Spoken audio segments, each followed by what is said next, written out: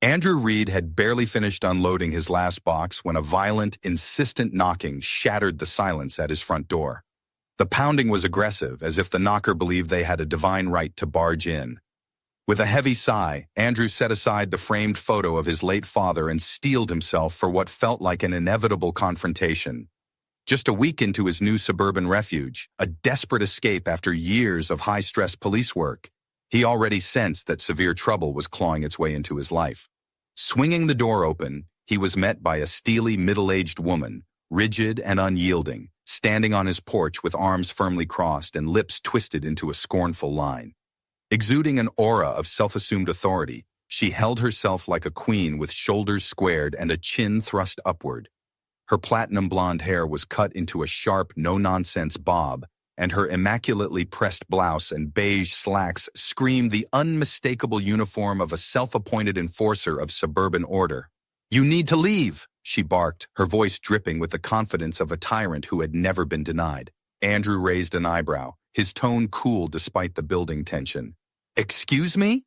She let out an exaggerated, haughty sigh as if dealing with a petulant child. "This house," she snapped, thrusting a manicured finger towards his doorway, "is not yours. I don't know who you think you are, but this property has already been claimed." Suppressing a laugh, Andrew leaned casually against his doorframe. "That's news to me. According to my mortgage and title deed, it's legally mine." Her eyes narrowed into slits. "Impossible. My son is slated to move in next month. We were promised this house." Andrew tilted his head, a defiant glimmer in his eyes. "Promised by whom?" "By me," she declared sharply, her voice seething with entitlement as she folded her arms tighter. Andrew blinked in disbelief. "By you?" "Exactly," she snapped, as if the very notion should be self-evident. "I oversee this neighborhood's homeowner association. I decide who lives here and who doesn't. There must have been a mistake with the sale. This house was never meant to hit the market." Andrew exhaled slowly, the tension amplifying each second as he prepared for the escalating battle. "Listen, I'm not part of any homeowner association tyranny. I bought this place legally, signed every damn paper, and now I'm stuck with your absurd edict." The woman's face twisted in frustration.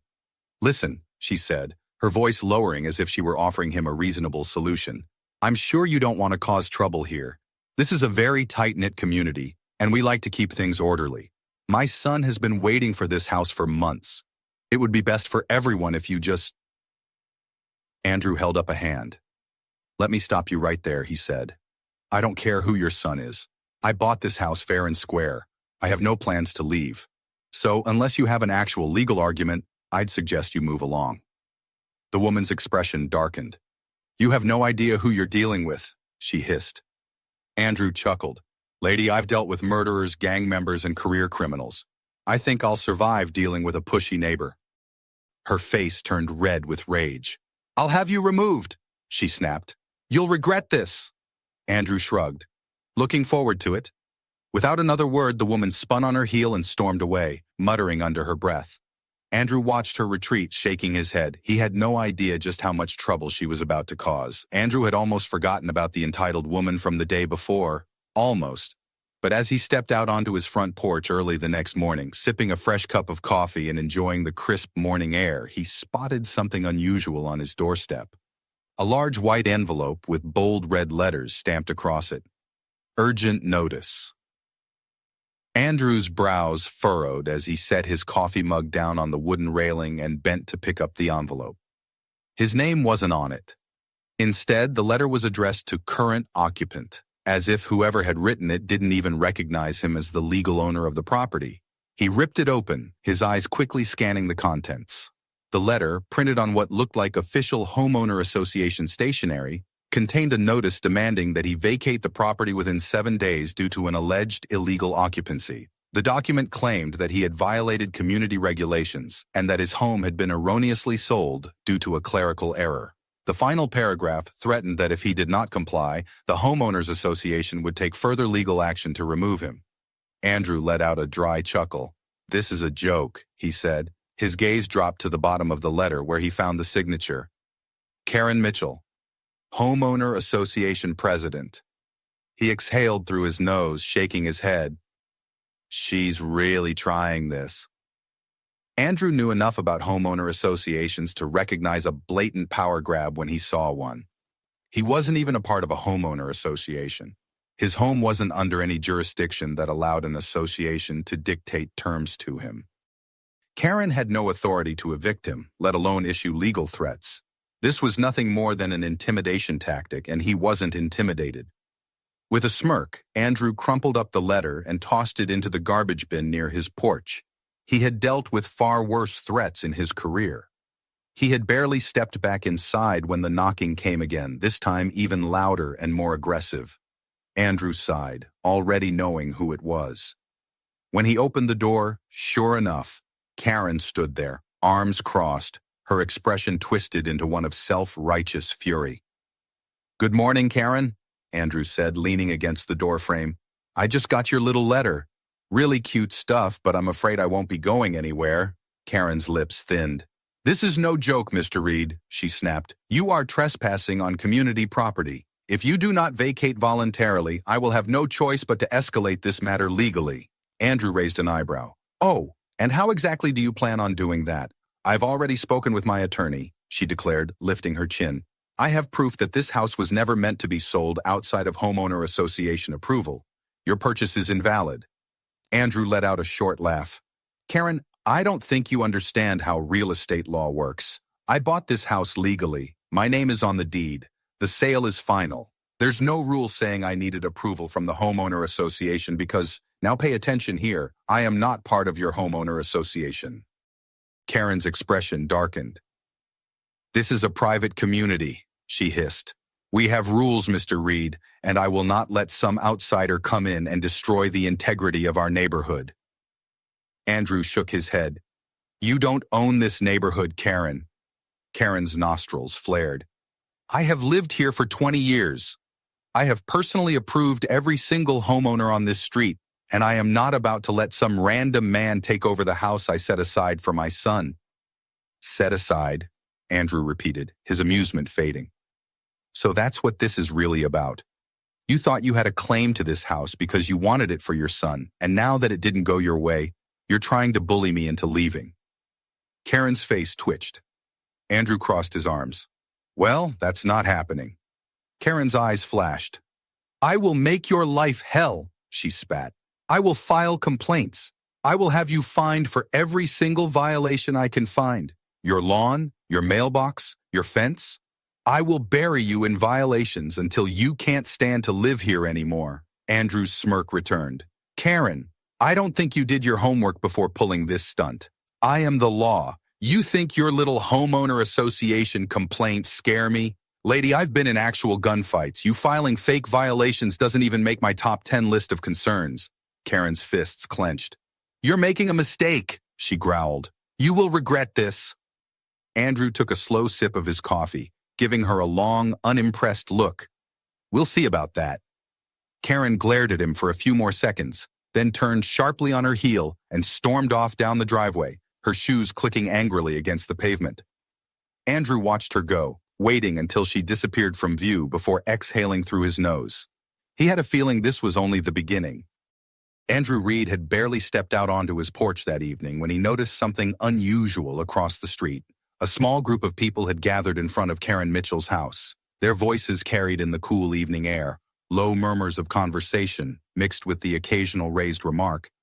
Andrew didn't need to guess what they were talking about. Since Karen's threats that morning, he had been expecting some kind of escalation.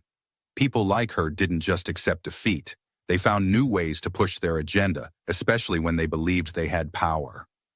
Andrew took a slow sip of his coffee, leaning against the railing as he watched Karen animatedly speak to the growing crowd. She was rallying the neighbors. From his experience as a cop, Andrew knew exactly what this was, an attempt to turn public opinion against him. She wanted to paint him as an outsider, someone who didn't belong. She was hoping that if she couldn't legally force him out, she could make his life so unbearable that he'd leave on his own. Andrew sighed. He had seen mob mentality before, but this was a new low. Before he could head inside, the murmurs became shouts. The small crowd was now making their way across the street toward his house, with Karen leading the charge, her expression a mask of smug confidence. A few of the neighbors behind her looked hesitant, but they still followed, caught up in whatever nonsense she had been feeding them. Andrew set his coffee down on the porch railing and crossed his arms. He wasn't going to be intimidated by a bunch of suburbanites. "Mr. Reid," Karen's voice rang out sharply as she reached the bottom of his steps. "We need to talk." Andrew raised an eyebrow. "We or just you, Karen?" Karen's smirk widened. "We, as in the community, the people who actually belong here." Andrew glanced at the group behind her. He recognized some of the faces, people who had barely acknowledged him since he moved in. Others were strangers, clearly taking Karen's word at face value. He could see the uncertainty in some of their eyes, the way they shifted uncomfortably, as if they weren't quite sure what they had signed up for. "I wasn't aware I needed permission to exist in my own home," Andrew said dryly. Karen took a step closer. "You stole this house, Mr. Reid. You know it, and everyone here knows it." Andrew let out a short laugh. "That's funny because I distinctly remember buying it." Karen's smile flickered, but she quickly regained her composure. "You're an outsider. This isn't your place. We've decided," she gestured to the people behind her, "that you need to leave." Andrew tilted his head. "You've decided? That's cute. But last I checked, this isn't communist Russia. You don't get to just take people's property because you decide you want it." A few neighbors shifted uneasily, clearly not expecting Andrew to push back so hard. Karen's jaw tightened. "You're making this difficult," she said. Andrew gave her a long, unimpressed look. "Karen, you showed up at my house with a bunch of people, expecting me to what? Just hand you the keys because you feel entitled to them? Don't be ridiculous." "That wasn't a threat," Karen said sweetly. "It was a warning." Andrew stared at her. There was something about the way she said that, calm, but laced with veiled menace. "I don't respond well to threats," he said. "That wasn't a threat," Karen said sweetly. "It was a warning." Andrew stared at her. He could feel the tension in the air as the group behind her waited to see what would happen next. It was clear that some of them had been dragged into this unwillingly, but Karen wasn't giving them an out. Then something in her snapped. Without warning, she lunged forward and slapped him across the face. It wasn't a light tap either. It was full force, open palm. The sharp sound of impact rang through the street. The crowd gasped. One woman covered her mouth. Another man muttered something under his breath. Andrew barely reacted. He had taken worse hits in his first month as a cop. Slowly, he turned his head back to face her. Karen's face was red with anger, her breathing heavy. She had expected a reaction, maybe for him to yell, flinch, show any kind of weakness, but Andrew just smirked. "Assaulting an officer," he said, his voice dangerously calm. "Karen, that's a bold move." Karen's expression faltered. Andrew reached into his pocket and pulled out his badge. Just like that, the power dynamic shifted. The smugness drained from Karen's face as the realization hit her. The neighbors behind her looked at each other, suddenly uncomfortable, suddenly very aware that they had been dragged into something much bigger than they signed up for. Andrew let the silence stretch, letting her stew in her own panic. "You didn't think to check who I was before pulling this little stunt," he said. Karen's mouth opened and closed, but no words came out. Andrew exhaled through his nose. "Let me explain what happens next," he said. "You just physically assaulted a police officer, which means I could arrest you right now." Karen's face went white. "But I'm a reasonable man," Andrew continued. "So I'm going to give you a choice. Either you and your little mob turn around, go back to your houses like nothing ever happened, or I put you in handcuffs right here on your own front lawn." Silence. Andrew could see the panic setting in. Karen's hands twitched at her sides. She was trapped, and she knew it. The neighbors had already started backing away. A man in the back cleared his throat. I think this has gone far enough," he mumbled. A few others nodded quickly. Karen turned on them. "You're all just going to let him stay after everything "Yeah, we are," someone interrupted. "Because, unlike you, we don't want to get arrested." Karen looked betrayed, but there was nothing she could do. The power she had over these people had evaporated in an instant. Andrew took a step forward, lowering his voice so only she could hear. I meant what I said, Karen. This ends now. You try anything else, and I promise you, you will regret it. Karen's mouth twisted, but she said nothing. One by one, the neighbors left. Karen stood there alone, shaking with rage before finally storming back to her house. Andrew picked up his coffee mug, took a slow sip, and smiled. He wasn't going anywhere. Andrew Reid didn't expect Karen Mitchell to back down so easily. She had taken a massive hit to her ego after that SLAP fiasco, and people like her, entitled, manipulative, power-hungry, didn't just walk away from a fight. They regrouped, they plotted, and then they came back harder. So when Andrew found himself being woken up at 6 a.m. by a loud, incessant banging on his front door, he wasn't surprised. Annoyed? Sure. But surprised? Not at all. Rolling out of bed, he threw on a t-shirt and made his way downstairs, already knowing who would be standing outside. He barely had time to unlock the door before the pounding resumed. When he pulled it open, he was greeted by two uniformed sheriff's deputies standing on his porch, their faces unreadable. And standing just behind them, arms folded and lips curled into a smug smile, was Karen Mitchell. "Morning, gentlemen," Andrew greeted casually. "Something I can help you with?" One of the deputies, a tall man with a neatly trimmed mustache, cleared his throat. "Sir, we received a report that you are illegally occupying this residence." Andrew blinked. "I see." Then after a beat, "And who exactly made that report?" Karen stepped forward before either deputy could answer. "I did," she announced, the victorious gleam in her eyes unmistakable. "This man is trespassing. He has no legal right to be here." Andrew let out a slow breath, rubbing the bridge of his nose. "Karen, we've been over this." The deputy raised a hand, cutting him off. "Sir, do you have proof of ownership?" Andrew studied the officers for a moment, noting that neither of them seemed particularly enthusiastic about being there. They were just following up on a complaint. Karen, however, was beaming, convinced that she had finally won. Without a word, Andrew turned, walked inside, and returned a moment later with his property deed, purchase contract, and mortgage documents. He handed them over to the mustached deputy, who took his time flipping through them. Andrew watched as the man's brows furrowed deeper with every page. The second officer, a younger guy, peeked over his shoulder. After a solid minute of silence, the mustached deputy let out a sigh and turned to Karen. "Ma'am, these documents are legit. Mr. Reid is the legal owner of this property." Karen's smile twitched. "No, that's not possible," she snapped. "He was never approved by the homeowner association. His purchase was a mistake. I already told you." "Ma'am," the deputy interrupted, his patience thinning. "A homeowner association has zero authority over private home sales unless there are contractual obligations stating otherwise. And according to these records, this property was never part of a homeowner association to begin with." Karen's face twisted in frustration. "But he doesn't belong here." The younger officer raised an eyebrow. "Ma'am, are you seriously trying to have a homeowner arrested for living in his own house?"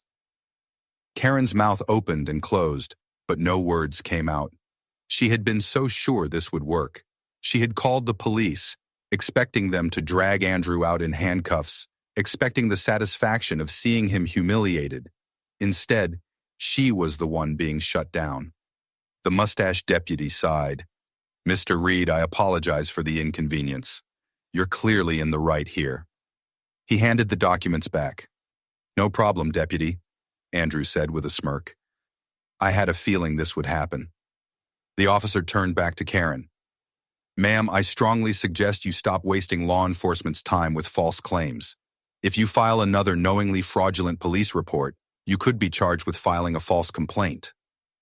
Karen's face went pale. Andrew couldn't help himself.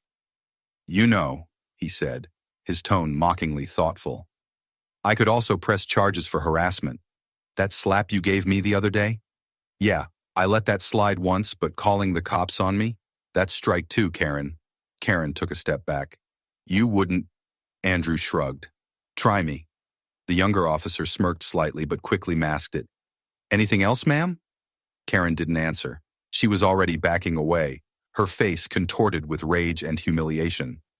She turned on her heel and practically ran back to her house. The deputies exchanged a glance before nodding to Andrew.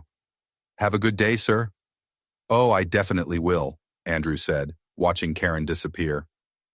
As soon as the officers left, Andrew leaned against his doorframe, letting out a small chuckle. Karen had tried to get him arrested. She had called the cops on him, and now she was out of options, or so he thought, because the next day, things got worse. Andrew Reid had thought that after Karen's humiliating defeat with the sheriff's deputies, she would finally accept reality and move on. But as someone who had spent years dealing with people who refused to take responsibility for their own failures, he should have known better. The real battle hadn't ended. It was just beginning.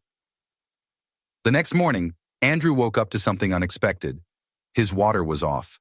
At first, he thought it might be a routine maintenance issue, but when he checked his mailbox, he found a bright red notice taped to the front door. Notice of utility termination due to non-compliance with community regulations. The homeowner of this residence has been deemed ineligible for continued water service. Please contact the Homeowners Association for resolution. Andrew stared at the paper for a long moment before laughing out loud. Karen had really cut off his water, except she had no legal authority to do that. Andrew pulled out his phone and called the local water utility company. After sitting through an agonizing hold time, he finally got an operator.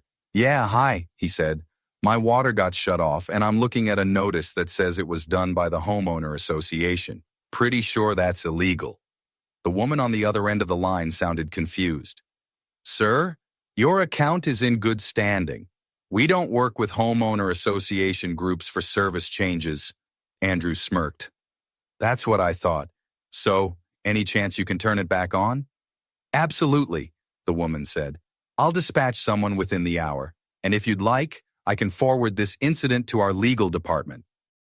Homeowner associations aren't allowed to interfere with utility services. "That'd be great," Andrew said, still grinning. Less than an hour later, a utility worker showed up and restored Andrew's water with no issues. But now, Karen had made a critical mistake. She had interfered with city property. That wasn't just petty harassment, that was a crime. Andrew wasted no time filing a complaint with the city's Public Works Department. And since he was feeling generous, he also reported her to the State Housing Authority for harassment. Karen was about to learn a very important lesson. When you push too hard, eventually the law pushes back. That evening, just as Andrew was settling down for a quiet night, he heard something outside. When he looked through his window, he saw a tow truck pulling up to his driveway. Andrew's first thought was confusion. He hadn't called for a tow. But when he stepped outside, he saw Karen standing next to the driver, her arms folded and a satisfied smirk on her face. "Remove the vehicle," Karen instructed the tow truck driver. The man hesitated. Ma'am, I was told this is an unauthorized vehicle." "It is unauthorized," Karen snapped. "It violates homeowner association parking regulations." Andrew let out a low breath and pinched the bridge of his nose. "Karen, I am not in your homeowner association." Karen crossed her arms. "All properties in this neighborhood are subject to homeowner association oversight." Andrew let out a slow, amused sigh. "All right," he said, pulling out his phone. "I've had enough of this." He held up his phone so she could see the screen. "Hey, Mike," he said into the receiver. "Yeah, I've got a situation here. The homeowner association president is trying to illegally tow my car from my own driveway. You mind swinging by?" There was a pause before a familiar voice replied, "Be there in 5. Karen frowned. "Who's Mike?" Andrew grinned. "That would be Sheriff Mike Grayson. You remember him, right? The guy whose time you wasted with your fake trespassing report." Karen's face went pale. The tow truck driver looked between them, suddenly less sure about what he was doing. Ma'am? Do you have an official court order to tow this vehicle?" Karen hesitated. "Because if not," the man continued, "this would be vehicle theft." Andrew's smirk grew wider. "You sure you want to go through with this, Karen?" Her eyes darted around as if looking for support, but this time no neighbors had gathered to back her up. She had alienated everyone. Then the unmistakable sound of sirens filled the air. A sheriff's cruiser pulled up, and Mike Grayson stepped out, his gaze settling on Karen. "Ma'am," he said, his voice calm but firm, I'm going to need you to explain why you're illegally trying to have this man's car towed. Karen's mouth opened, but no words came out. Andrew chuckled. Yeah, I'd love to hear this one too, Mike. Mike sighed and looked at the tow truck driver. Sir, you're free to go. There's no legal basis for this tow. The driver did not hesitate. He turned back to his truck, eager to get out of this mess. Yes, sir, he said as the tow truck pulled away. Mike turned his attention fully to Karen. Ma'am, this is your second time making a false legal claim against Mr. Reid, and from what I hear, you've also interfered with city utilities. Karen took a step back. I was just enforcing the community rules. Mike didn't look impressed. Karen Mitchell, you're under arrest for filing a false police report, attempted vehicle theft, and tampering with city property. Andrew folded his arms as he watched the scene unfold. Wait! Wait! Karen shrieked as the deputies pulled out handcuffs. This isn't fair! He's the one who doesn't belong here! Andrew smirked. Well, Karen, I guess the law disagrees. As they secured the cuffs around her wrists, Karen screamed, You'll regret this! You'll all regret this! Mike sighed. Ma'am, please remain silent. Karen did not remain silent. She kicked, she shouted, she flung insults at everyone within earshot. But in the end, it didn't matter. They put her in the back of the cruiser, closed the door, and just like that, the queen of the homeowner association had fallen.